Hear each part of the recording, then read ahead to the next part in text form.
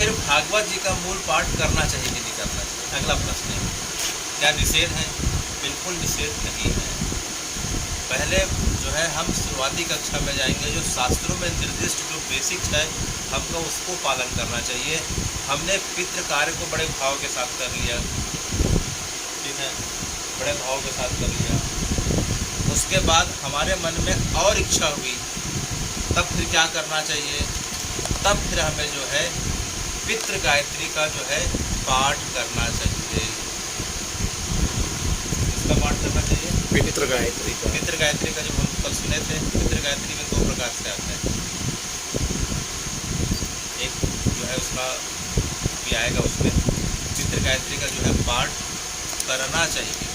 लोग सुनना चालू कर देते हैं। गायत्री मंत्र इतना गुप्त मंत्र है कि उसको ऑडियो और वीडियो के रूप में कभी ना सुनना चाहिए ना बोलना चाहिए।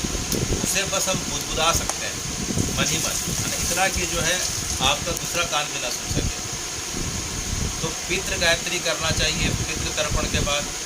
उसके बाद अगर आपको समय अगर मिलता है, पितृ गायत्री के बाद अगर समय मिलता है, तब जो है आप गीता जी का मूल पाठ खुद करिए। आइए गलत आइए,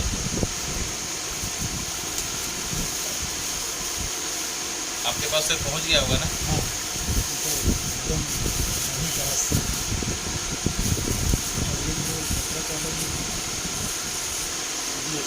है? हाँ हाँ हाँ हाँ, अच्छा, नहीं उसमें ऐसा है, कल जो हम लोग चर्चा कर रहे थे और अभी तक जो चर्चा हुई है उसको हम संक्षिप्त में जो है फिर से क्लियर कर रहे हैं और उस प्रोसेस को हम फिर से करके यहाँ देखेंगे। क्योंकि शास्त्र ऐसी आज्ञा करते हैं कि देव कार्य जो है ऐच्छिक हो सकते हैं। नवरात्रि नहीं मनाए, जन्माष्टमी नहीं मनाए, मंदिर नहीं जाए, भगवान या देवता रुष्ट नहीं होंगे। लेकिन पितृपक्ष में अगर आपने पितृ तर्पण और श्राद्ध नहीं किया तो उस क्षमा का कोई विकल्प नहीं है, उस अपराध का कोई विकल्प नहीं है। इसलिए देव कार्य से ज़्यादा महत्वपूर्ण पितृ कार्य है। शास्त्रों की आज्ञा है। इसका मतलब क्या हुआ? पितृ कार्य इसलिए सबसे ज़्यादा जरूरी है कि हमें हमारा शरीर हमें माता पिता के माध्यम से मिला, माता पिता को उनके माता पिता से मिला। तो इस प्रकार से विज्ञान भी बोलता है कि हमारे शरीर में 7 पीढ़ियों का अंश है। इसलिए इस पितृपक्ष में देखा जाए तो विराट स्वरूप में 7 पीढ़ियों के निमित्त जो है किया जाता है, गया जी में जाए चाहे कहीं भी जाए, ठीक है। बाकी समय हम देव कार्य, मांगलिक कार्य, उत्सव, गृह उत्सव, बाकी चीज़ों में व्यस्त हो जाते हैं। लेकिन भगवान जो है आश्विन महीना की प्रतिपदा से लेकर अमावस्या तक क्या व्यवस्था करते हैं कि हमें पितरों को याद करने का, स्मरण करने का मौका देते हैं। आश्विन मास की प्रतिपदा जो कब थी, आज विद्या है से लेकर कब तक, अमावस्या तक पितरों को जो है हमें याद करने का अवसर प्रदान करते हैं, जिसे हम पितृपक्ष कहते हैं। उसका दूसरा ये है कि पितरों की दिशा जो है दक्षिण की बताई गई। चंद्रमा के दक्षिण के भाग में पितर रुक रहते हैं, तो चंद्रमा जो है इस समय पृथ्वी के नज़दीक आ जाते हैं। सामान्य तौर पे चंद्रमा की पृथ्वी से दूरी 3,85,000 किलोमीटर है। इस समय चंद्रमा की दूरी 3,81,000 किलोमीटर के आसपास है। तो चंद्रमा से करीब करीब 7 लाख किलोमीटर की दूरी पे यमलोक है और यमलोक के आगे जो है पितरलोक है। तो इस समय जो है पितरलोक नजदीक आ जाते हैं। इसलिए जो है पितरों का तर्पण जो है हमें करना चाहिए। तो अभी हम सुने कैलाश गए कि हम अगर किसी तीर्थ में जाते हैं तो तीर्थ दर्शन तब तक उसका फल पूरा नहीं मिलता है जब तक हम तर्पण ना करें पितरों के लिए। आप जगन्नाथपुरी गए और समुद्र में तर्पण नहीं करें तो जगन्नाथ जी के दर्शन का पूरा फल नहीं मिलेगा। द्वारका जी गए, बद्रीनाथ गए, आप कहीं भी गए, आप अगर पितृ तर्पण नहीं करें तो दर्शन का पूरा फल आपको नहीं मिलेगा। समय तीर्थों देखिए, पार्वण अलग है, ये पितृपक्ष का समय अलग है। पितृपक्ष में अपने घर में रह के आए, पितृपक्ष में अपने घर में रह के तर्पण करने का प्रावधान है। क्यों? क्योंकि आपके माता पिता जो है इसी घर में हैं, वहीं आपका जन्म हुआ, वहीं शिक्षा दीक्षा हुई, तो वे अपने एड्रेस पे आते हैं। इस जगह पे जन्म हुआ है, जिस जगह पे माता पिता का मूल निवास है, उसी एड्रेस पे आते हैं, पहला। लेकिन अगर पुत्र ने अपना घर बदल दिया तो संकल्प मात्र से जो है अपने पुत्रों का आह्वान करने से पितृ उस जगह पर उपस्थित हो जाता है। 4-5 लोग हैं अलग अलग। अगर बंटवारा हो गया है तो चारों पांचों जो है अलग अलग जगह पे रहते हैं, तो अलग अलग जगह पे आह्वान कर सकते हैं, क्योंकि सभी में माता पिता के शरीर का अंश है।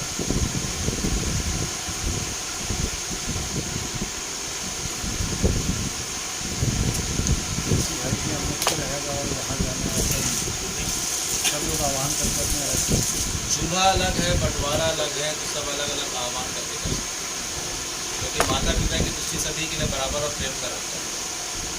अगर एक ही जगह रहते हैं, बंटवारा नहीं हुआ है, तो बड़ा भाई का अधिकार है और बाकी भाई सहयोग करेंगे, हाथ लगा देंगे और बाकी चीज़ों में सहयोग करेंगे। तिप्पताम बोलेंगे, तिप्पताम, तिप्पताम, तिप्पताम, तो वो बोलेगा सब बोलेंगे ऐसे। आप ग्रहण कीजिए तो सभी बोलेंगे ग्रहण कीजिए।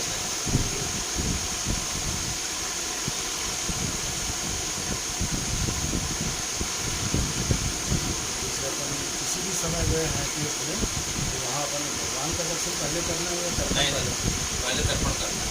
पहले तर्पण करना, पहला तर्पण, पहले पितृ तर्पण, फिर उसका देव दर्शन।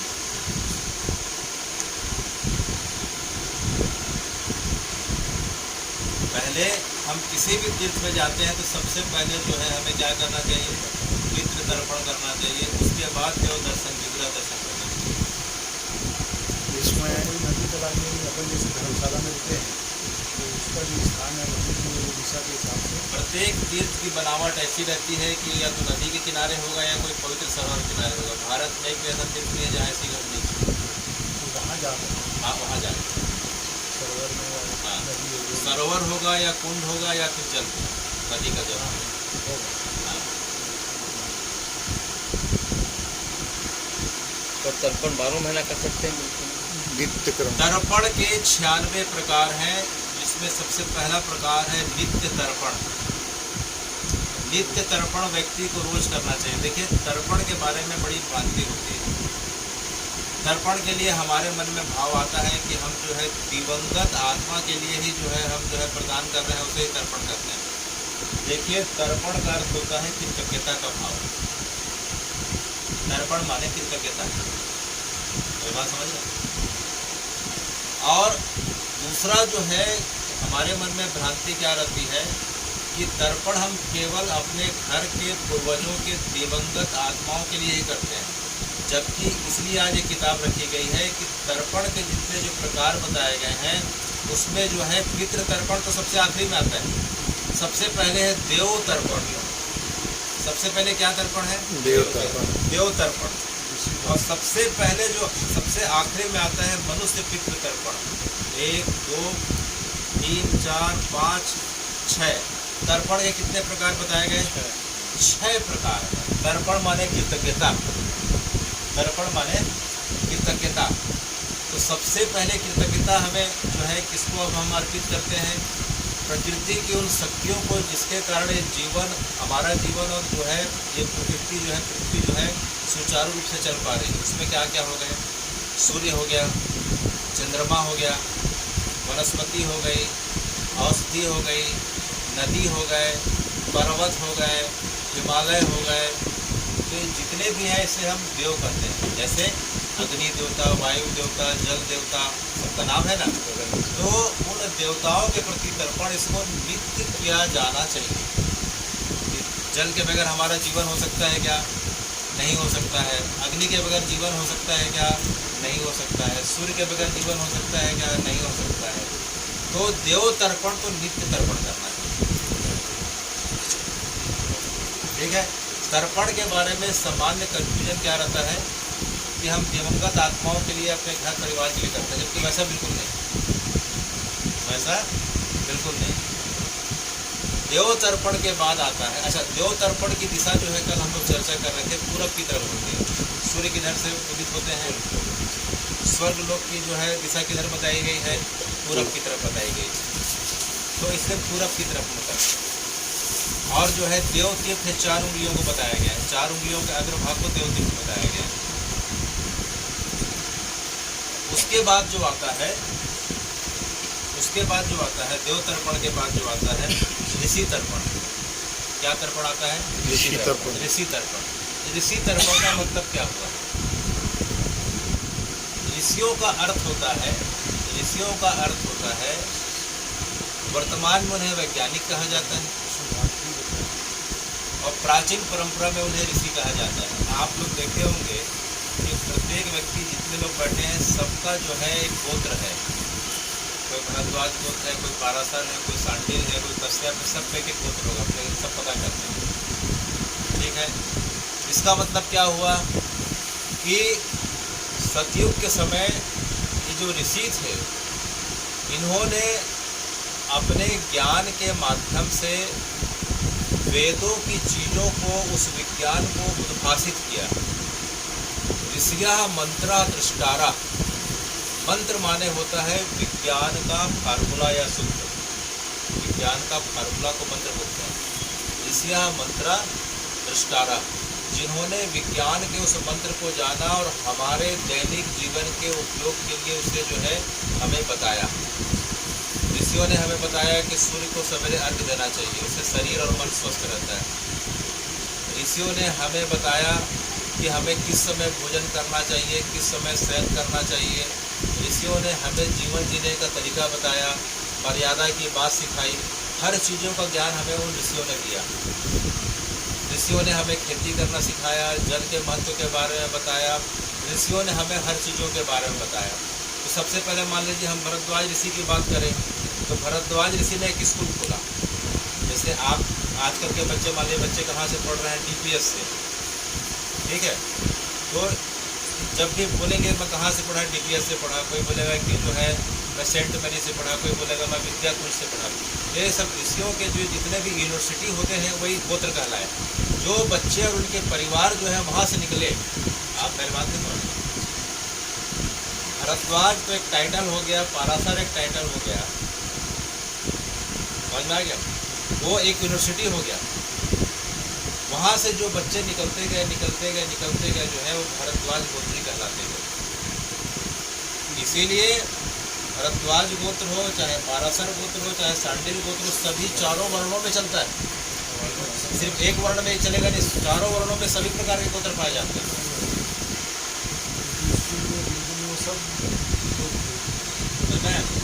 भरद्वाज जी ने स्थापना कर दी। उसके बाद उस परंपरा में जो विद्यार्थी वहाँ से पढ़ते गए, भरद्वाजी गोत्र कहलाए गए।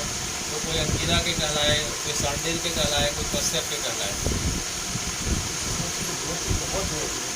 हाँ, भारत कितना बड़ा था। पूरा भारत जो है, जिसको अखंड भारत बोलते हैं, कहाँ से कहाँ तक था? यही भारत इतना बड़ा है तो समय कितना बड़ा था। वो अखंड भारत का मतलब क्या हो गया कि जम्बू द्वीपे भरत खंडे भारतवर्ष से आर्यावर्त अंतर्गत ऐसा करके आता है ना। तो पहले जो पूरी पृथ्वी जो थी, जो 7 द्वीपों से घिरी थी, वही पूरा भारतवर्ष था। जैसे राम जी का जो राज्य था वो पूरा अखंड पृथ्वी का था। राम जी के पहले सतयुग के जितने राजा थे पूरे अखंड पृथ्वी के राजा रहे हैं। ये तो अंग्रेजों का इतिहास है, यूरोपों का इतिहास है, 400 साल पुराना है। उसके पहले कौन था?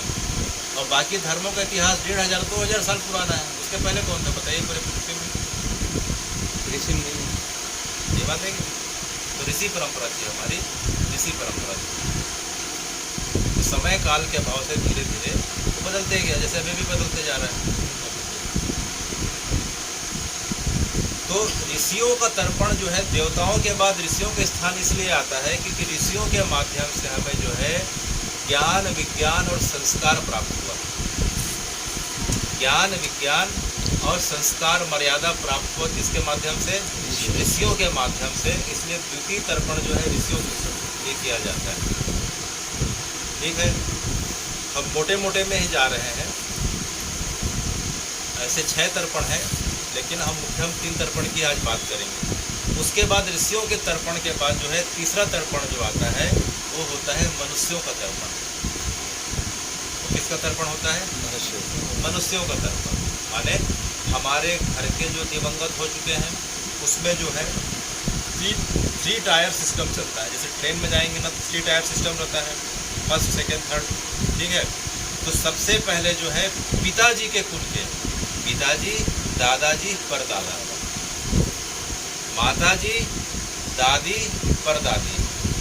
अगर माताजी है तो दादी, परदादी, वृद्ध परदादी, ये पहला चला, ठीक है, पहले तरफ का चला, ठीक है।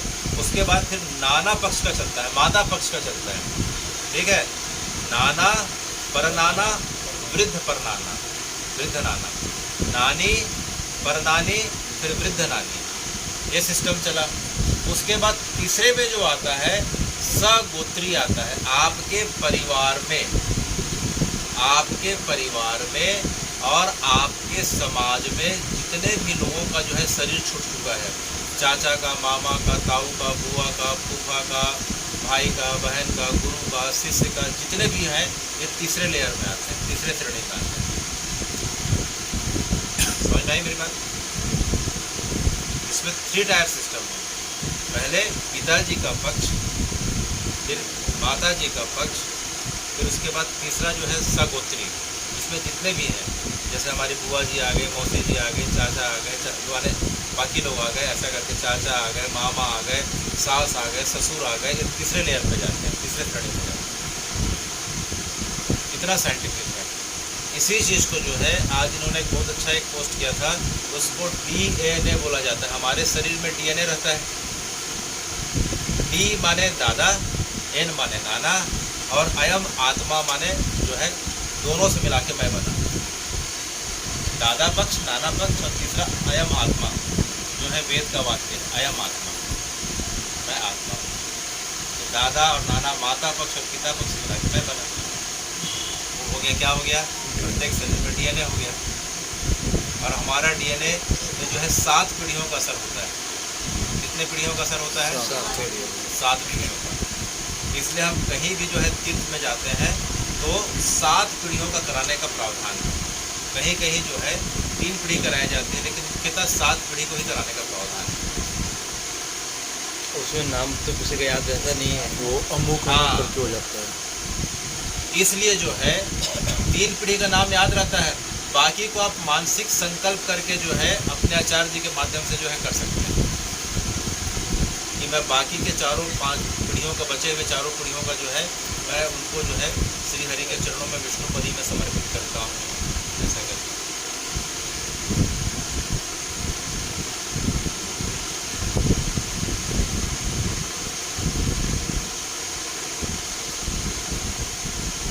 तो ये हो गया सामान्य तर्पण। बृहद रूप में जाएं तो तर्पण जो है 6 प्रकार का होता है। तो अभी जो है मोटा मोटा ही अभी जानने का प्रयास करें, ताकि क्या है कि गहराई में और जाएंगे, इसमें इंटरेस्ट आएगा तब फिर आगे जाएंगे। पहले बेसिक, फिर उसके बाद थोड़ा आगे आगे बढ़ना चाहिए। तो तर्पण जो है, अगला सवाल है एक ही जो है अभी आपने पूछा है कि नदी में करना चाहिए कि तालाब में करना चाहिए कि तीर्थ में करना चाहिए कि इसी समय गया जी जाना चाहिए, क्या करना चाहिए। तो देखिए, सबसे पहले जो है बेसिक लेवल से चालू करना चाहिए। जब आत्मा शरीर छोड़ती है, तो उसे यमलोक में पहुंचने में 348 दिन लगते हैं। कितने दिन लगते हैं? 348। तो जैसे ही 348 दिन लगता है, वो दिन बरसी का रहता है, और उसी दिन घर में 16वां पिंडा होता है, जिसको मध्यम षोडशी कहते हैं। समझ में नहीं आएगा। 348 दिन जैसे ही होता है, बरसी का समय आता है, ठीक है। और आत्मा जो है शरीर से छोड़ के, घर से छोड़ के यमलोक पहुंच गई, 1 वर्ष हो गया, ठीक है। तो उस वर्ष जो है व्यक्ति को श्राद्ध करना चाहिए कि नहीं करना चाहिए? तर्पण, पितृपक्ष करना चाहिए कि नहीं करना चाहिए? शास्त्र बोलते हैं कि आत्मा भी जो है पितर में मिली नहीं है, तब तक हम जो है पार्वण या पितृपक्ष का श्राद्ध पिताजी जो शरीर छोटे हैं उनके निमित्त नहीं करेंगे। दादाजी परदादा के लिए कर सकते हैं, पिताजी के लिए नहीं कर सकते हैं। क्यों? क्योंकि पिताजी तो अभी पितर बने नहीं हैं। अब अगला उसी का उत्तर आएगा। अगला उसी का उत्तर है। देखिए क्या होता है कि हम एक होता है कि शास्त्रीय नियम, एक होता है शास्त्रीय मर्यादा, एक होती है मनमुखी मर्यादा, जिसमें हर चीज़ का विकल्प हो जाता है। जिसमें हर चीज़ का विकल्प ढूंढ लिया जाए उसको मनमुखी बोला जाता है। और एक होता है शास्त्र भगवान ने जो आदेश कर दिया गरुड़ को। देखिए गरुड़ पुराण को भगवान ने गरुड़ जी को सुनाया है, भगवान ने गरुड़ जी को सुनाया है। श्री हरि उवाच करके आया है। गरुड़ पुराण पढ़ेंगे तो हर जगह श्री हरि उवाच, भगवान ने गरुड़ को सुनाया है। गरुड़ यहाँ कोई पक्षी नहीं, इस चीज़ को पहले समझना पड़ेगा। गरुड़ नाम का भगवान का सेवक है, उसका नाम गरुड़। गरुड़ प्रश्न पूछते गए, जैसे नंदी कोई बैल नहीं है, नंदी कोई बैल नहीं है। पिपलाद ऋषि के जो पुत्र हैं उनका नाम नंदी है, ठीक है। वो भगवान के बेसिकली देखा जाए सेवक हैं या वाहन चालक हैं। उसी प्रकार से गरुड़ जो है भगवान के परम सेवक हैं, जो दिन भर उनके साथ में रहते हैं। कहीं भी भगवान को लाने ले जाने का कार्य गरुड़ करते हैं। तो गरुड़ ने भगवान से जो है प्राणियों के कल्याण के निमित्त कि शरीर जब छूटता है तो शरीर छूटने के बाद क्या गति होती है, किन लोगों का उसे कठिनाइयों को सामना करना पड़ता है, पितर लोग क्या होते हैं, बरसी क्या होती है, पिंडदान क्या होता है, तर्पण क्या होता है, श्राद्ध क्या होता है, और उसके बाद फिर जो है उसकी मुक्ति, उसका जन्म कैसे होता है, इसके बारे में सविस्तार बताइए। तो गरुड़ ने हमारे प्रश्नों को जो है श्री हरि से पूछा, तो श्री हरि ने जो है गरुड़ जी को जो उत्तर दिया उसे हम गरुड़ पुराण के नाम से जानते हैं। गरुड़ पुराण इतनी अच्छी पुराण है कि इसे तो जो है स्कूल के पाठ्यक्रम में शामिल करना चाहिए। लोग डर के हमारे सुनते नहीं हैं, किसी की शरीर छूटने के बाद भी जो है अनमने ढंग से बैठे रहते हैं। बस बना दिया गया है कि डर लगता है, डर लगता है, डर लगता है। गलत काम करते समय डर लगता नहीं है और सुनते समय डर लगता है। किसी की निंदा करते समय या निंदा सुनते समय डर लगता नहीं है, बाकी समय गरुड़ पुराण में वही बात बताएगी तो डर लगता है। गलत चीज़ों का खान पान के समय डर लगता नहीं है, गरुड़ पुराण में बैठ के सुनो तो समय डर लगता है। मैंने व्यभिचार करने में डर लगता नहीं है, गरुड़ पुराण में बात वही आती है तो बड़ा डर लगता है। नहीं नहीं, हम नहीं सुनेंगे, नहीं देखेंगे। गरुड़ पुराण सुनने से व्यक्ति और अलर्ट हो जाता है, उसके अंदर और सात्विकता का भाव उदित होता है। तामसिक भाव धीरे धीरे जो है हटने लग जाते हैं। धीरे धीरे अच्छे कार्यों के करने के कारण उसके अंदर जो है भगवान की भक्ति और आखिरी में परम धाम का अधिकारी हो जाता है। गरुड़ पुराण इतनी अच्छी चीज़ है, उसको तो नित्य पाठ और पठन करना चाहिए, इतनी अच्छी चीज़। तो गरुड़ पुराण में वर्णन आता है, गरुड़ पुराण में वर्णन आता है। अभी जो आपका प्रश्न है कि हम जो है अपने दिवंगत पिताजी हो चाहे दादाजी हो या घर में जो भी हो, उनको हम पितर कब माने, ये आपका प्रश्न ही है, आपका प्रश्न ही है। तो देखिए कि आपको यहाँ से दिल्ली जाना है तो ट्रेन से जाओगे तो 18 से 20 घंटे लगेंगे, फ्लाइट से जाओगे तो 2 घंटे लगेंगे। हर चीज़ की एक निश्चित सीमा है ना, स्पीड की एक सीमा होती है ना, आप समझ रहे हैं। क्या आप सोचोगे कि मैं 1 ही घंटा में दिल्ली पहुंच जाऊं ट्रेन में या फ्लाइट में 5 मिनट पहुंच जाऊं, ऐसा होगा क्या? ऐसा हो सकता है क्या? तो कई जगह क्या होता है कि जिस दिन 12वां या 13वां होता है उसी दिन सपिंडीकरण करके पितर में मिला देते हैं। जब पितर मिल गया पहला, या फिर क्या होता है कि जैसे आखिरी पिंडा हुआ, बरसी का पिंडा हुआ, उसमें तुरंत पितर में मिला देते हैं। 12वां पिंडा हुआ, बरसी हुआ, तुरंत पितर में मिला दिए। ये दोनों शास्त्रीय मर्यादा की।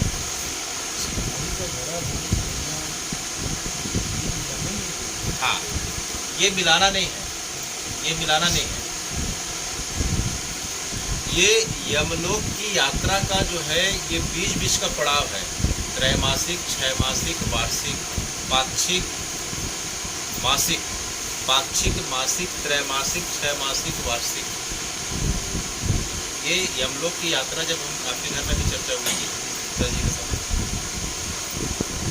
तो 348 दिन में जैसे ही बरसी होती है तो जो आत्मा जो है, जो शरीर लेके जो यमलोक के दरवाजे पे पहुंचती है, जो शरीर जो है एक हाथ लंबा रहता है, अधिकाय शरीर 348 दिन की जो यात्रा करता है 2 यमदूतों के साथ, जैसे ही यमलोक पहुंचता है 348 दिन का समय पूरा होता है, वो कहाँ धकेल दिया जाता है, कहाँ छोड़ दिया जाता है? यमलोक में यमराज के पास। तो उसका आकार जो है एक अंगूठे के आकार का हो जाता है। जैसे कितने आकार का? एक अंगूठे के आकार का। तो यमराज जो है चित्रगुप्त के माध्यम से इसके कार्यों का लेखा जोखा देते हैं। तो हमारा ऐसा मानना है कि हम सभी लोग सामान्य प्राणी हैं, सामान्य तरीके से जीवन जीते हैं। तो सबसे पहले नरकों के भोग का जो है आनंद लेना पड़ेगा। सबसे पहले सब उसी में जाएंगे ऐसा करके। तो वहाँ जो है हमें नर्क और स्वर्ग में छाया सुख और दुख का अनुभव करना पड़ता है। नर्क और स्वर्ग में यमराज के पास 2 विभाग हैं, एक नर्क विभाग है, स्वर्ग विभाग है। उनका डिपार्टमेंट अलग अलग करता है। तो हमें छाया सुख और दुख का अनुभव करना पड़ता है। तो पहला साल तो हमें यात्रा में निकल गया। तो उस समय जो है हमारे जो दिवंगत जो भी थे वो पितर नहीं बन पाए, ठीक है। उसके बाद जो दूसरा वर्ष जो है वो छाया सुख और दुख में निकल जाता है, ठीक है। उसके बाद यमलोक की यातना को पूरा करने के बाद या तो स्वर्ग का सुख मिलता है या फिर नरक का दुख, या अपने अपने पुण्य और पाप कर्मों के हिसाब से दोनों को भोगने के बाद फिर क्या होता है कि जो है तीसरे बार का जो समय आता है जिसमें फिर से 16 पिंडा पढ़ा जाता है। अभी आप लोग को समझ में आएगा। फिर से 16 पिंडा पढ़ा जाता है। तो 16 पिंडा पढ़ने के बाद जब 48वां पिंडा होता है तब हम जो है पितर लोग के पास पहुँचते हैं। अभी मामला समझ में नहीं आया। हाँ, पिंडा का मतलब क्या होता है आपको अनुभव होगा कि जिस समय शरीर छूटता है, जिस समय शरीर छूटता है वहाँ से लेके शमशान घाट ले जाने तक जो है आपके कुल पुरोहित या ब्राह्मण 6 जो है पिंडा देते हैं। कितना पिंडा देते हैं? 6।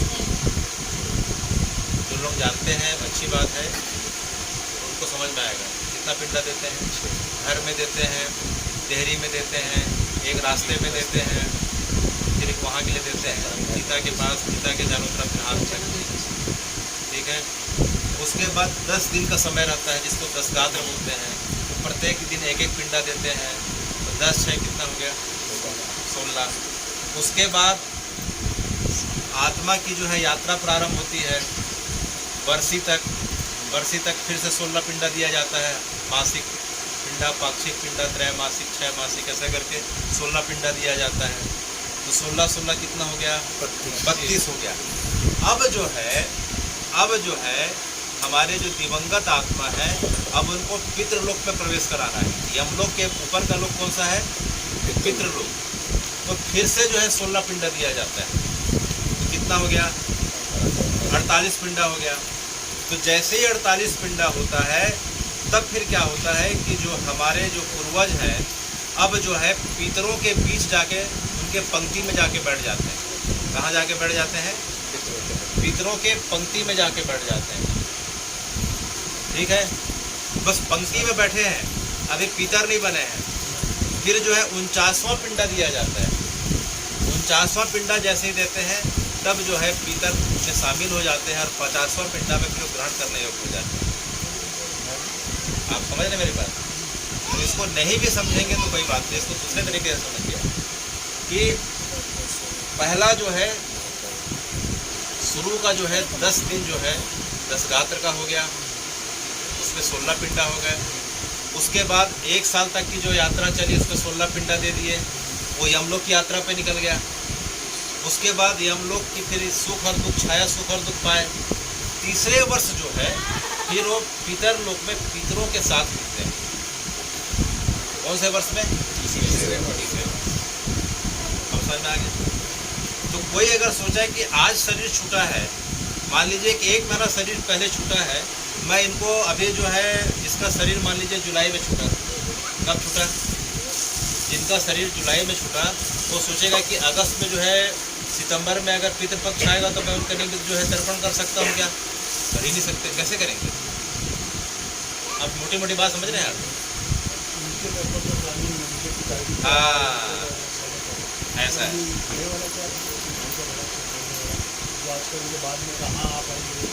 साथ साधन मेहमान ये जो है, ये मनमुखी है, वही तो बता रहा हूँ, ये मनमुखी है। वो तो आजकल क्या करते हैं कि 12वीं और 13वीं के दिन ही क्या करते हैं कि पूरा सफंडीकरण कर देते हैं। 12वीं और 13वीं में सफंडीकरण की क्रिया हो जाती है, माने कि पितर में मिला देते हैं। 50 दिन हाँ, वो मनमुखी है। फिर 3 साल में श्राद्ध करना चाहिए कि नहीं करना चाहिए? हाँ, उसी समय तीसरे साल से श्राद्ध तीसरे का प्रावधान। साल से श्राद्ध तर्पण नहीं करना। और ये जो बरसी भी वो तो करते ही है 348 बरसी, हाँ बरसी करना है। जैसे 348 दिन हुआ तो बरसी करना ही है। तो आप बरसी के समय आप क्या कर सकते हैं, एकोदिष्ट श्राद्ध कर सकते हैं। अब बता रहा हूँ एकोदिष्ट श्राद्ध का मतलब क्या है। बरसी जिस वर्ष होती है उस वर्ष आपको पितृ तर्पण नहीं करना है, क्योंकि पितर में मिले नहीं है।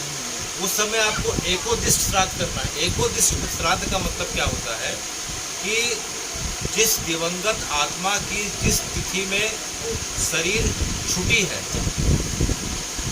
जैसे हमारे पिताजी का शरीर चतुर्दशी में छूटा है, नहीं समझ में आया जी, भाद मास का या सावन मास का जिसका भी शरीर छूटा है, तो अगले वर्ष पुनः सावन मास की चतुर्दशी की जब तिथि आएगी, ठीक है, तो उस वर्ष जो बरसी का वर्ष है उसमें जो श्राद्ध करेंगे उसको एकोदिष्ट श्राद्ध करते हैं।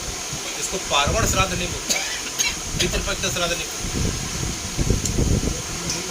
क्या प्रक्रिया वही रहेगी। प्रक्रिया आप उनको के लिए जो है, आप क्या है कि श्राद्ध का भोजन जो है उनके निमित्त निकालेंगे और किसी ब्राह्मण को खिलाएंगे। जल का प्रावधान उसमें इसलिए नहीं है क्योंकि पितर बनने के बाद जो है पितर सबसे ज़्यादा जल से तर्पित होते हैं। पितरों का मुख्य आहार जल, उसके बाद 75% जल और 25% भोजन जो यज्ञ के हवन के माध्यम से देते हैं। ये सर श्राद्ध पक्ष की तिथि में कि जिस तिथि में गए नहीं, जिस तिथि पे गए, जिस तिथि पे गए, उसी मास तुम श्राद्ध पक्ष पे करोगे तो पार्वण हो जाएगा। तो पितर पक्ष पितरों के लिए है, अभी तो पितर बने नहीं, तो फिर कैसे कर सकते हैं। जिस मास में गए हो हाँ, उसको एकोदिष्ट श्राद्ध कहते हैं। 3 वर्ष के बाद ही तर्पण, तीसरे वर्ष से। तीसरे वर्ष। आज से पितर पक्ष में ही गया, क्या? पितर पक्ष में ही कोई गया, हाँ फिर उसके अगले साल पितर नहीं आएगा, हाँ, उसी समय आएगा, उसी समय आएगा। एकोदिष्ट करे ना, एकोदिष्ट करे। तिथि से मतलब हाँ दूसरे साल में और तीसरे साल में हाँ, तीसरे वर्ष से तो पितर हो गया, और तीसरे वर्ष से फिर जो है हम 3 वर्ष होने के बाद चाहे तो उसी वर्ष गया जी में चले जाएं, या जब भी समय मिले तब गया जी में चले जाएं। तो अगला प्रश्न आता है कि शुरुआत कहाँ से करनी चाहिए। तो हमारी गया जी से जाना चाहिए, कहाँ से जाना चाहिए, ऐसा करके परिवार का अलग अलग आता है, हम लोग वही बात है। बड़े पिताजी सब जैसे पूर्णिमा के दिन गए, पूर्णिमा के दिन ब्राह्मण बुला के प्रसाद तो खवाएं। 80% करने के लिए गए थे आगे के बाद। एक प्रश्न लेते हैं, एक जगह। हाँ, एक प्रश्न आपका क्या प्रश्न? अस्थि विसर्जन करने जाते हैं वही कराते हैं, फिर पूजा पाठ भी वहीं कराते हैं, दर्शन भी करवाते हैं। ठीक है, उसके बाद जितने भी पितृ तीर्थ हैं लगभग देव तीर्थ और पितृ तीर्थ में कोई भेद नहीं। शास्त्र ऐसा बोलते हैं कि देव तीर्थ का फल तभी मिलता है जब पहले हम पितरों के लिए तर्पण करें। एक और दूसरा कि कुछ तीर्थ ऐसे हैं, 5-7 तीर्थ ऐसे बताए गए हैं कि जिनकी ऊर्जा जो है सर्वाधिक ऊर्जा बताई गई है। उसका मैग्नेटिक फील्ड ऐसा रहता है, चुंबकीय प्रभाव ऐसा रहता है कि पितर लोग से उनकी कनेक्टिविटी बहुत तेज़ी से हो जाती है, डायरेक्ट कांटेक्ट में रहते हैं। जैसे कि गया जी में हम देखते हैं कि गया जी में जो है पानी जो है, अभी तो सरकार के प्रयास से पानी ऊपर बहता है, नहीं तो पानी क्या है कि रेत के अंदर बहता है पानी, उसमें सीता जी के श्राप को जोड़ दिया गया है। गया जी का जो पानी है, नदी का, जो फाल्गुनी नदी का पानी आप देखेंगे, ये पानी जो है नीचे खोदना पड़ता है। अभी तो स्टाफ डैम बना के क्या है पानी की व्यवस्था कर दिए हैं, सीता जी के श्राप के कारण ऐसा बताया जाता है कि पानी रेत के नीचे बनता है गया जी। आप मेरी बात समझ रहे हैं? तो गया जी के तीर्थ की बनावट ऐसी है कि राम जी ने जो है गया जी में तीर्थ तर्पण किया, राम जी ने राघव घाट में किया, राम जी ने पुष्कर जी में किया, राम जी ने हरिद्वार में किया, और फिर जब तक 11,000 तक अयोध्या जी में मंगला शासन करते रहे सरयू जी में। तो जितने भी देव तीर्थ हैं सभी पितृ तीर्थ काम करते हैं, आप कहीं भी कर सकते हैं। लेकिन शास्त्रों में जो है जो मुख्य पितृ तीर्थ जो बताए गए हैं उसमें गया जी का नाम इसलिए आता है। गया जी जीवन में एक बार जाने का प्रयास इसलिए करना चाहिए क्योंकि गया जी में विष्णुपति है, माने विष्णु जी के साक्षात चरण चिन्ह अगर देखना है तो गया जी जाके हम देख सकते हैं, जिसको विष्णुपति बोलते हैं। गूगल में दिखाओ, यूट्यूब पे। विष्णु जी ने जब गयासुर का उद्धार किया तो उसके चरण जो है गयासुर पे पड़े, तो उसने जो है वरदान मंगा कि जो है आपके चरण चिन्ह जो है मेरे वक्ष स्थल पे हमेशा हमेशा के लिए रहे और यह जगह पूजित रहे, और यहाँ जो भी आए उसको आप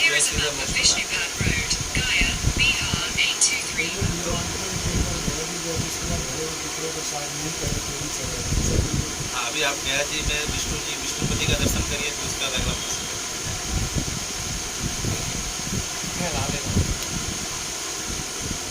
अपने अपने मोबाइल में गया जी में विष्णुपति का दर्शन सब लोग कर लेंगे। तो आप जाएंगे तो इसी विष्णुपति में जो है वहाँ आपका पूजन कराया जाएगा।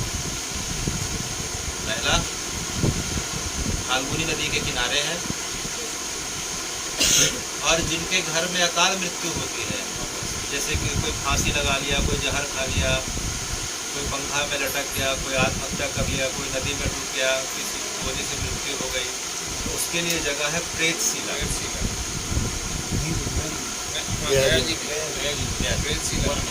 वह जगह है प्रेतशिला। तो जिसकी अकाल मृत्यु हुई, आकस्मिक मृत्यु हुई, दुर्घटना हो गई, उसके लिए कहाँ जाते हैं? प्रेतशिला में जाते हैं। फिर और भी लंबा चौड़ा है, इसको बेसिक कोर्स के ज़्यादा हो जाएगा। उसमें त्रिपिंडी है, नारायण बलि, उसके चर्चा करना। अब आपका अगला तीसरा प्रश्न क्या है?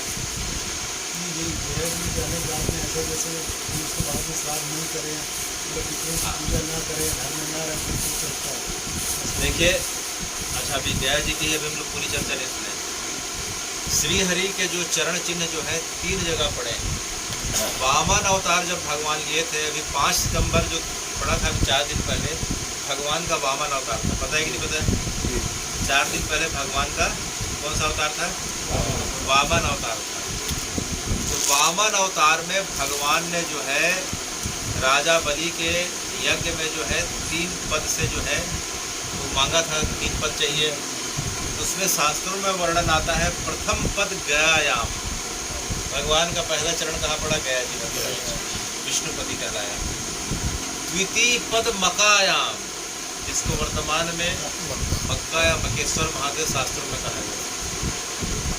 इसीलिए दूसरे मत पंथ को भी मानने वाले जो है वो विष्णु जी के विष्णुपदी की ही परिक्रमा और पूजन कर रहे हैं।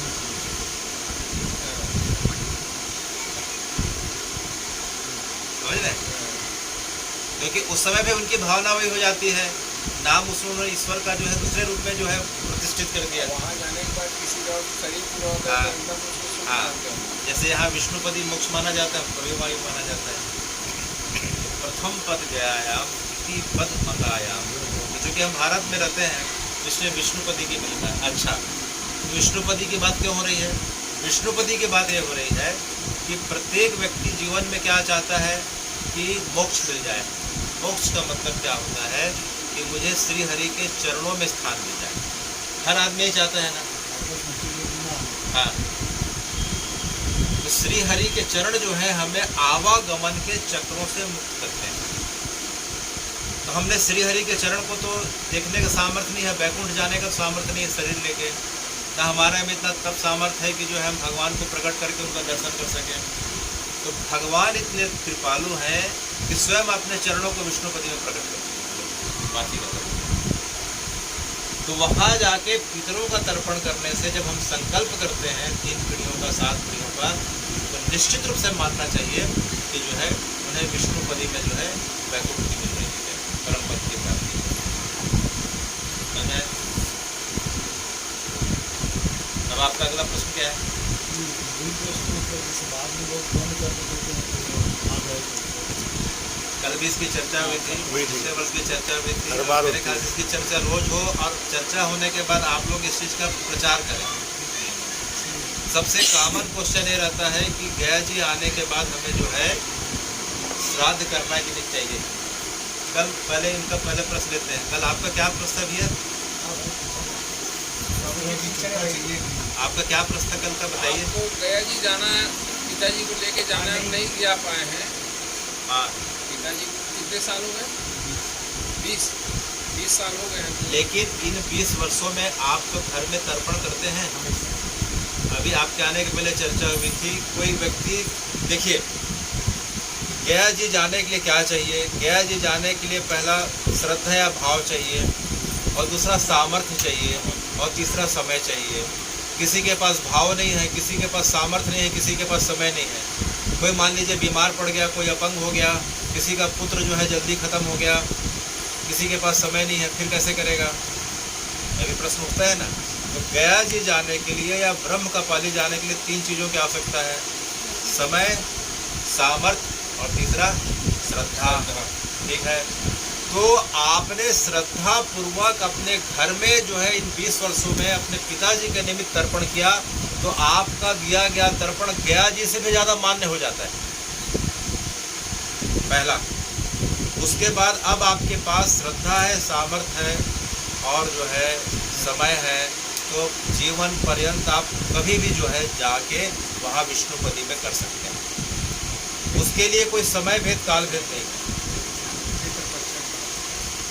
पितृपक्ष में सबसे अच्छा उस तिथि में जाके, नहीं तो कभी भी जा सकते हैं, क्योंकि गया ऐसा तीर्थ है कि गया में ब्रह्म कपाली में तो 6 महीना जब तक द्वार खुले रहते हैं, जब तक बद्रीनाथ के कपाट खुले रहते हैं तब तक वहाँ तर्पण होता है। लेकिन गया जी में 12 महीना श्राद्ध कब है। आप पितृपक्ष में जो तर्पण करेंगे तो उसका वही फल मिलेगा जो बाकी समय भी करेंगे, यानी दोनों फल में कोई अंतर नहीं है। लेकिन पितृपक्ष में जाके करना चाहिए, वो अच्छा। नहीं तो 12 महीना में कभी भी जा सकते हैं। अब भैया का प्रश्न ये है कि गया जी से होने के बाद दोबारा जो है पितरों का तर्पण करना चाहिए कि नहीं करना चाहिए। तो उसको समझने के लिए पहले इस किताब का, इस ग्रंथ का आश्रय लेना पड़ेगा। इस ग्रंथ में देखिए कि तर्पण के 6 विभाग बताए गए हैं। पहला तर्पण है देव तर्पण। गया जी में जाने के बाद हम जो है तर्पण जीवन पर्यंत करेंगे और करना चाहिए किसी भी व्यक्ति को। क्यों करना चाहिए? क्योंकि तर्पण में सिर्फ पितरों का तर्पण नहीं होता है। कल हम 4-5 उदाहरण से समझे थे। सब कुछ अर्थ से समझ गया। तर्पण मतलब कृतज्ञता। हाँ, वो तो मतलब उधर वहाँ खेल के आगे कृतज्ञ मिल रहे, हाँ, ऐसा तो हो ही नहीं सकता। हाँ, तो हमेशा अपन कृतज्ञ रहेंगे, हमेशा कितना के रहेंगे। आप गया जी से आने के बाद जल, वायु, अग्नि, आकाश सबका प्रयोग अगर छोड़ देते हैं तो गया जी फिर मत जाइए दोबारा, तर्पण मत करिए दोबारा। ठीक है। इसके पश्चात हमसे रोज जाने अनजाने में जीव हिंसा होती है, खाने पीने के माध्यम से। मान लीजिए कोई वर्ण व्यवस्था के हिसाब से कोई नॉनवेज खाता है तो जीव हिंसा हो गई, अपराध बन गया। या मान लीजिए कि सभी सात्विक प्रकृति के लोग बैठे हैं, मान लीजिए हम लोग, फिर भी हम यहाँ बैठे हैं तो कुछ छोटे कीड़े मकोड़े दब के मर जा रहे हैं, चल रहे हैं तो मर जा रहे हैं, बात कर रहे हैं, सांस ले रहे हैं तो मर जा रहे हैं, खाने में गिर के मर जा रहे हैं, तो हमसे जीव हिंसा हो रही है, अपराध बन पड़ रहा है। तो उनके मुक्ति के लिए और उनके कल्याण के निमित्त जो है हमें जो है तर्पण करना चाहिए। उससे जीव हिंसा हो गई, अपराध बन गया, भगवान उनको जो है अपने उत्तरोत्तर आगे लोगों में बढ़ाते हुए जो है मेरे अपराध का समन करें और उन्हें ऊंचे लोग को प्रदान करें।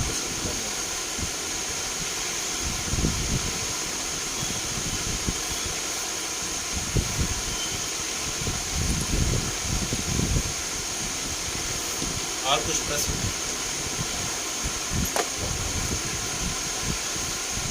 जैसे कोई पंडित जी जैसे बताए होंगे।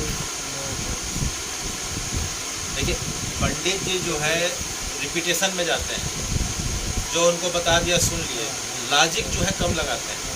हम जो भी बात करेंगे लॉजिकल बात करेंगे और सुनेंगे, नहीं समझ में आ गया, ताकि आपको भी समझ में आ जाए और आप जिसको समझाए अभी उसको भी समझ में आ जाए।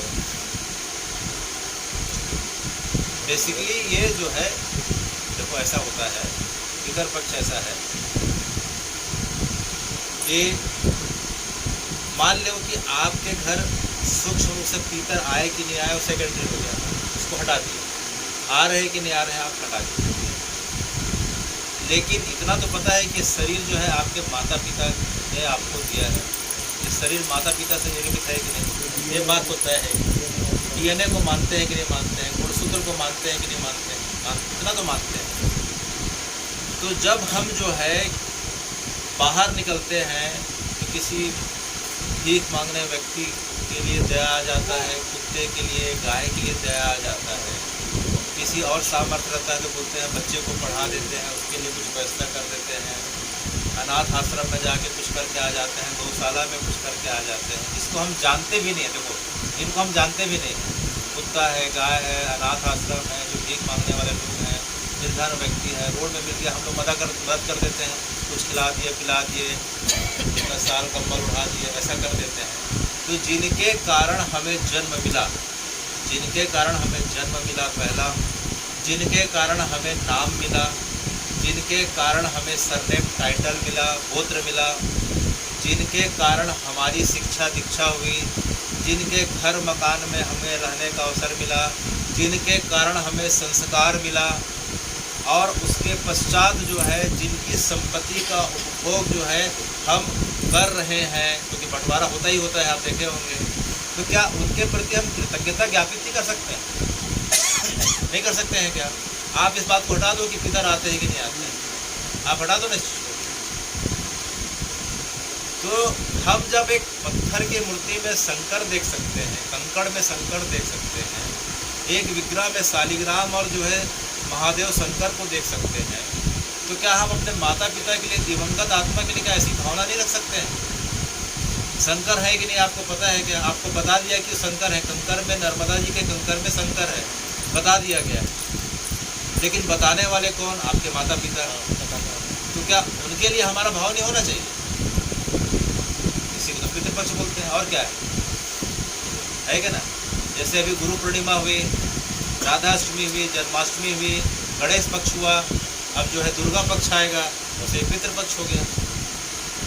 अच्छा, भगवान की मर्यादा देखो, देव उठनी एकादशी अब कब होगी? दिवाली के बाद होगी, 15 दिन के बाद। तो भगवान बोलते हैं कि देव उठनी एकादशी में मांगलिक कार्य का मैं फल तुम्हें तभी प्रदान करूंगा जब पहले पितृपक्ष में पितरों के प्रति सम्मान और सेवा का भाव रखोगे करके। तुम अगर पितृ कार्य नहीं करे तुम्हारे कोई भी मांगलिक कार्य का फल नहीं मिलेगा, कितना भी करके देख लो। इसीलिए शादी विवाह में अड़चन आती है, पति पत्नी में सामंजस्य नहीं है, संतानें जो है प्रतिकूल निकल जाती हैं, संतानों का इस प्रकार से जो है भाग्योदय, कैरियर इस प्रकार से जो नहीं हो पाता है, क्योंकि हमने पितृपक्ष की अवज्ञा करी। और जो इस सिद्धांत को, इस बारीक सिद्धांत को समझ लेता है, उसके लिए देव अनायास ही कृपा करने लग जाता है, उनकी मजबूरी हो जाती है। ये सबसे बड़ा सिद्धांत है। पितृपक्ष के बाद ही एकादशी आएगी, आप देखेंगे, पहले नहीं आ रही है। इसका मतलब भगवान भी पितृ कार्य को देव कार्य से ज्यादा जो है प्राथमिकता देते हैं। इसलिए सबको जो है पितृपक्ष बड़े भाव के साथ जो है मनाना चाहिए, उत्सव के रूप में। 2 उत्सव होता है जीवन में, एक होता है जन्म का उत्सव और एक होता है मृत्यु का उत्सव। तो जन्म का उत्सव तो हमने माता पिता, दादा दादी के सबके जीवित रहते हुए हमने मनाया, इसको बोलते हैं बर्थडे, जन्म दिवस के रूप में। लेकिन हमारे शास्त्रों की मर्यादा इतनी सूक्ष्म है कि मृत्यु के पश्चात भी उन्हें याद करने का जो भाव है वो पार्वण पक्ष, जिसे मृत्यु महोत्सव कहा जाता है, मृत्यु महोत्सव। इसीलिए पितृपक्ष में हर चीज बड़ी सादगी से करने का प्रावधान है। जैसे ब्राह्मण को आप भोजन के लिए बुलाएं तो 1 या अधिकतम 3, उससे ज्यादा नहीं। सबसे श्रेष्ठ 1 और अधिकतम 3, उससे ज्यादा बिल्कुल नहीं। क्योंकि इसमें सादगी का विस्तार नहीं करना है, विस्तार करना ही नहीं है पितृपक्ष में। ठीक है। उसके पश्चात जो है हम पितृपक्ष में जो है हम प्रयास करें कि जब हम तर्पण करें तो केवल जो है सफ़ेद धोती और सफ़ेद अंगोछी का प्रयोग करें, लाल पीला नीला कुछ नहीं। उस समय जो है हम कपड़े भी पहने तो जितने हो सके सादगी वाले कपड़े पहने, क्योंकि ये मृत्यु का उत्सव है, कोई तड़क भड़क उत्सव नहीं है। इसलिए जितनी सादगी हो सके सादगी के साथ होना चाहिए। इसलिए बोला जाता है, अब ये बताइए कि किसी के घर में मृत्यु हो गई तो उस समय आप गाड़ी घोड़ा खरीदते हैं क्या? नए गृह प्रवेश करते हैं क्या? शादी ब्याह की बात होती है क्या? कुछ मांगलिक चीज़ों की बात होती है क्या? जन्मदिन मनाते हैं क्या? यही कारण बताया गया, यही कारण। तो पितरों के लिए मात्र आपको 15 दिन देना है, बाकी जो है बचा हुआ 350 दिन जो है आप बड़े आराम से मंगल उत्सव मनाते रहिए। कौन मनाएगा? उसमें उनकी कृपा भी है, उनका आशीर्वाद ही मिलेगा।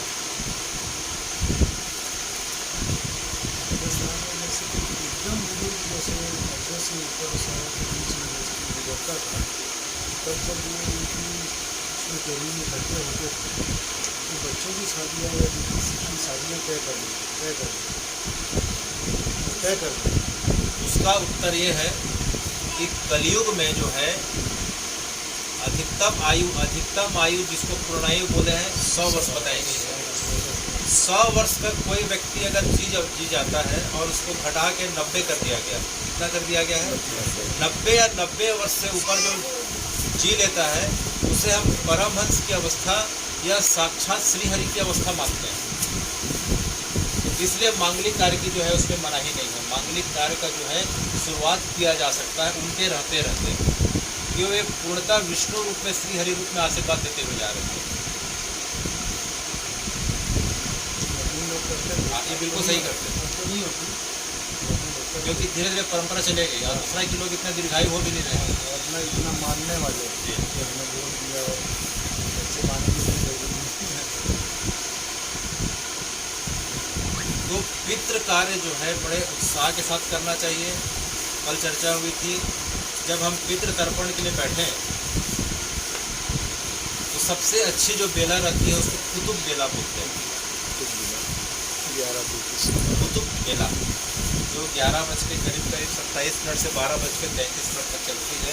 उस समय पितरों की जठराग्नि अर्थात पितरों को बहुत तीव्र जो है भूख लगती है, तो हम जो जल अर्पित करते हैं और उनको हवन के माध्यम से जो भोजन अर्पित करते हैं उन्हें तुरंत ग्राह्य होता है और जो है हमें तत्काल आशीर्वाद देते हुए जो है फिर अपनी जगह पे चले जाते हैं। कुतुब बेला और मूलतः जो है प्रातः काल होते ही 8 बजे के आसपास से उनका आना चालू हो जाता है और दोपहर को 4:30 बजे तक घर में निवास करते हैं। एक होता है कुतुब बेला। उसके बाद जो होता है 12:30 से 1:30 बजे तक उसको बोलते हैं रोहिणी बेला। उसके बाद तीसरा होता है कि 1:30 बजे से 2:30 बजे तक का जो समय रहता है उसको जो है अपराह्न बेला बोलते हैं। ऐसे करके फिर आखिरी जो बेला 4:30 बजे तक का रहता है, उसके बाद फिर पितर जो है अगर किसी को नहीं मिला, हमने तर्पण नहीं किया, तो फिर बड़े निराश होके, क्षुब्ध होके, नाराज होके, रुष्ट होके घर से उस दिन को चले जाते। तो प्रयास करना चाहिए कि सवेरे या कुतुब बेला तक जो है कर दिया जाए। कहीं अगर मान लीजिए यात्रा का समय है तो वो है तो आके कर देना चाहिए। अधिकतम 4:30 बजे तक समय याचना के साथ जो है तर्पण कर देना चाहिए।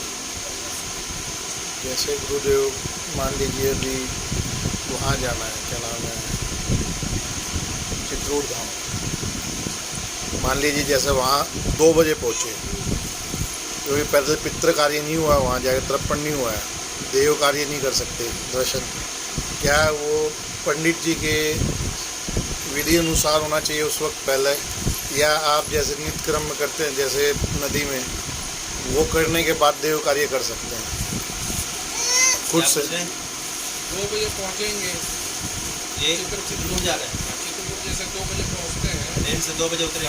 हाँ, 2 बजे पहुँचेंगे तो हम लोग को पहले मतलब जो तर्पण विधि है, हाँ, अब देव दर्शन तो कर नहीं सकते, हाँ, पहले तर्पण विधि करना है, तो उसको मतलब ब्राह्मण के हिसाब से किया जाए या स्वयं जाके नदी में तर्पण करने के बाद देव कार्य देव दर्शन कर सकते देखो इसमें इसका 3 प्रकार से उत्तर है।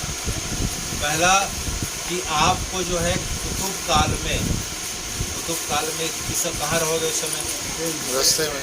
मानसिक तर्पण करना। मानसिक जी, कुतुब काल में क्या करना है, अगर आप यात्रा मानसिक में हैं, तर्पण।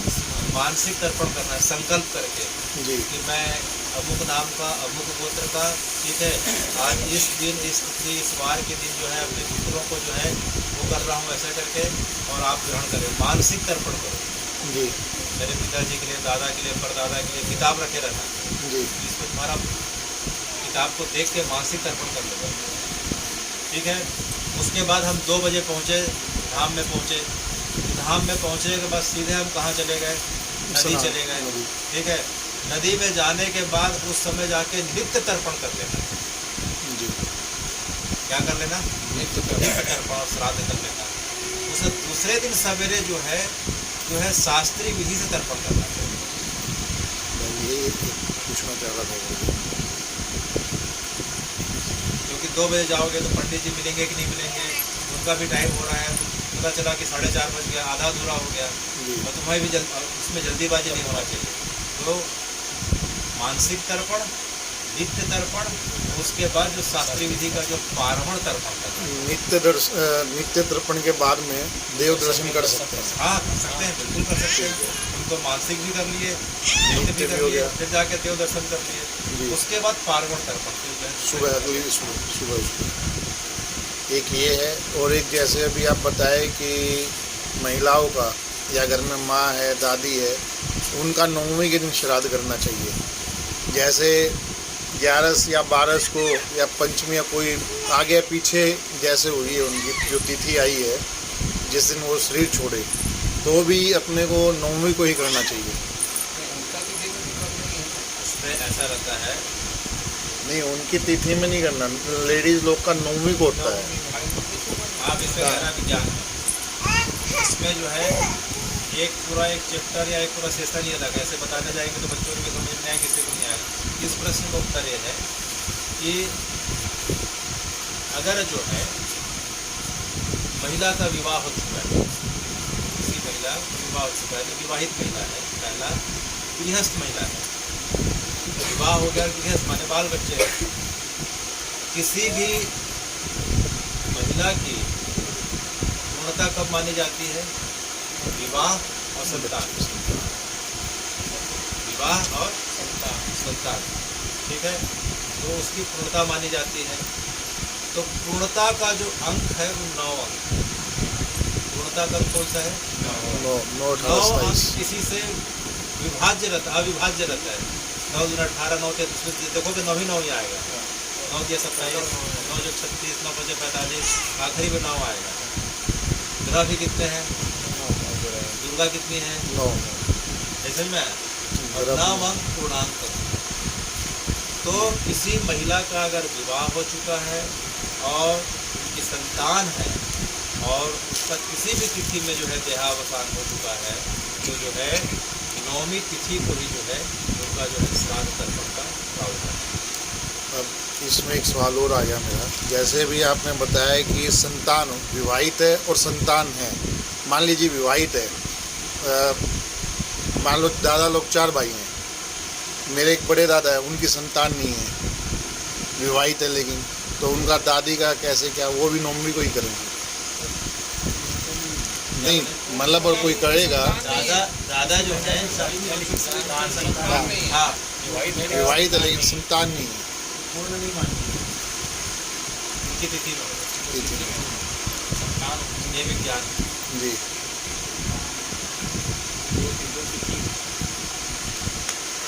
अब हमारे दादी हमें जैसे बड़े पापा लोग को हम लोग 1 वर्ष के हिसाब से उसे तर्पण कर रहे थे, 3 वर्ष से अब हुए ना, तो बड़े पापा का 1 ही वर्ष हुआ, लेकिन उनका भी नाम से तर्पण कर रहे हैं। कुल वर्ष दादी का हम लोग तिथि के हिसाब से पहले दिन करते हैं।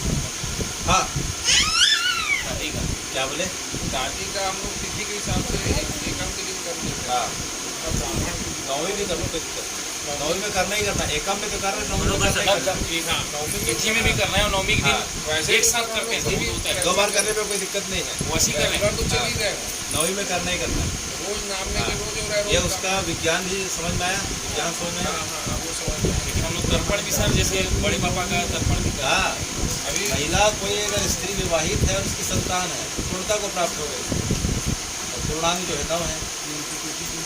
हाँ दोनों टाइम कर सकते तिथि में कर सकते हाँ, हाँ, तिथि में भी कर लो, उसमें भी कर लो। अभी तो सर बेसिकली वो कृतज्ञता है। कृतज्ञता है। अच्छा, 9वें के दिन ही करने का दूसरा भाव क्या है, उसका भावनात्मक पहलू क्या है?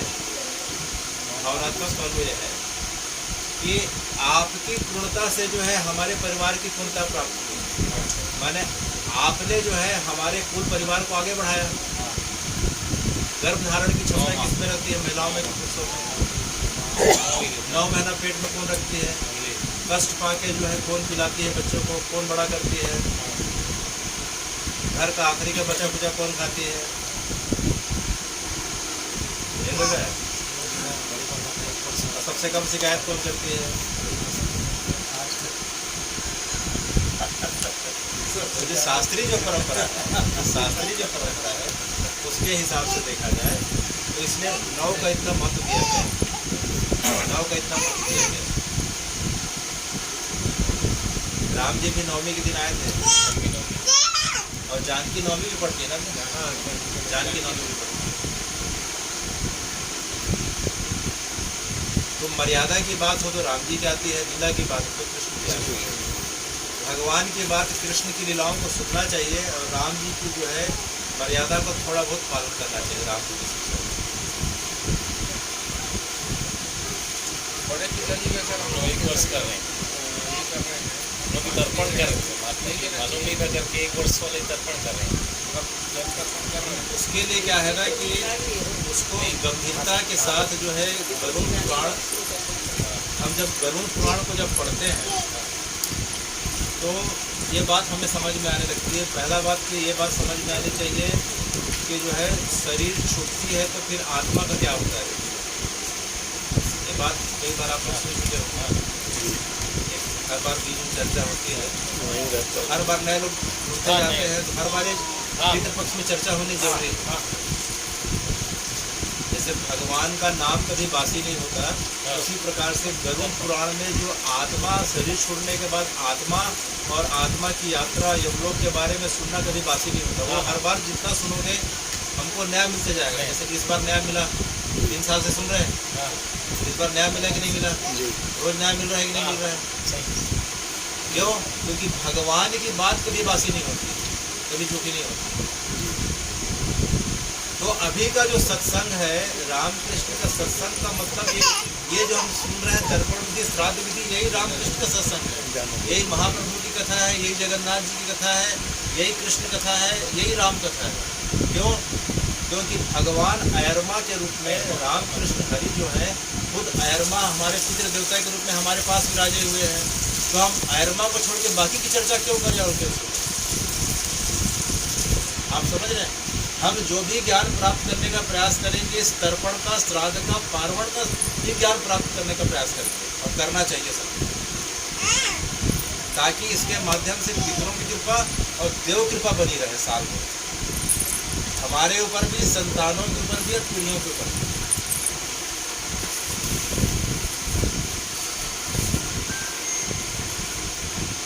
सर बड़े पिताजी का जैसे अभी कर रहे हैं तो अभी नाम लेके नहीं करना है ना, बड़े पिताजी का नहीं करना है, अभी बताए उस हिसाब से नहीं करना नहीं करना है। कब ये उससे गलत तो नहीं हो रहे? नहीं है सर। देखो, हर चीज में जो है एक होता है अज्ञानता, एक होता है प्रमाण। एक होता है कि अनजाने में, एक होता है जानबूझ के। जैसे में आ गया, हमसे अनजाने में जैसे चीटी से लेकर चीज़ों की हत्या हो रही है, उसके लिए भगवान क्षमा कर देते हैं। अनजाने में किए गए चीज़ों को भगवान से क्षमा याचना करने में भगवान निश्चित क्षमा करते हैं। इससे तो विष्णुपति जाते हैं, इससे तीर्थ जाते हैं, इससे तो भगवान का नाम लेके हम अपने पापों का समन करते हैं। इसका प्रमाण भगवान का नाम लेने से पापों का समन होता है। इसका प्रमाण क्या है बताइए? भगवान का नाम लेने से हमारे इस जन्म में किए गए चाहे अनेक लाखों जन्म में किए गए पापों का समन होता है। इसका प्रमाण श्रीमद् भागवत का आखिरी श्लोक, श्रीमद् भागवत महापुराण का आखिरी श्लोक, नाम संकीर्तनम यस्य सर्व पाप प्रणाशनम, जिसके नाम लेने मात्र से सभी पापों का समन हो जाए। नमामो तम हरि प्रणामो, ऐसा करके याद है।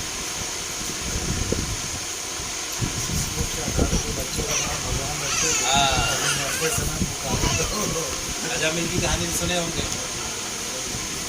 अजामिल की कहानी सबको पता है जी। हाँ।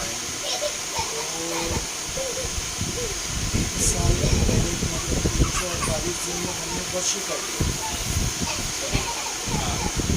वर्षी के बाद जो है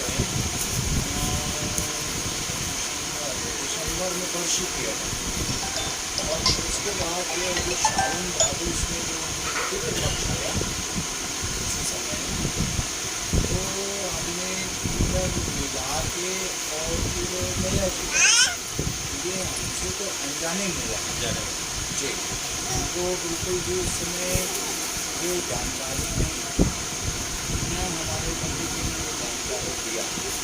उनका कहना था कि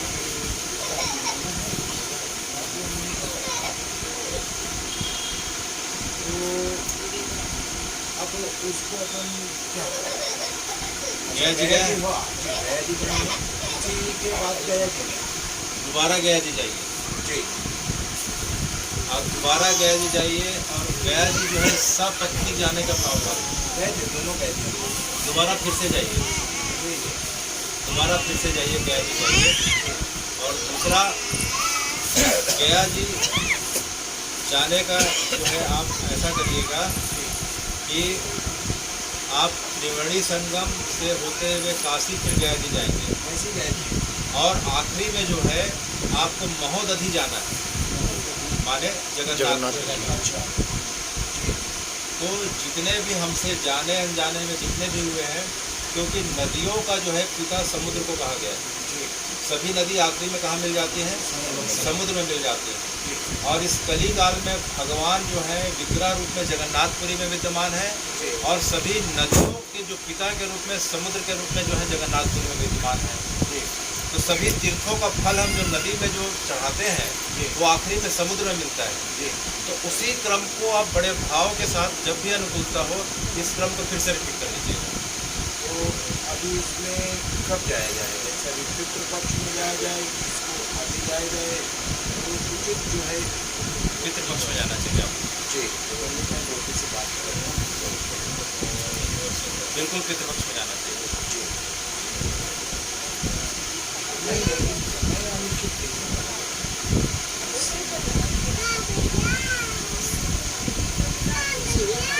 तुरंत पितृ में मिला ही नहीं सकते हैं, एक एक स्टेप चलता है। नहीं बस ये देखो, दिसंबर 16 में बरसी हुआ, मैं सुन रहा हूँ। दिसंबर 16 में बरसी किए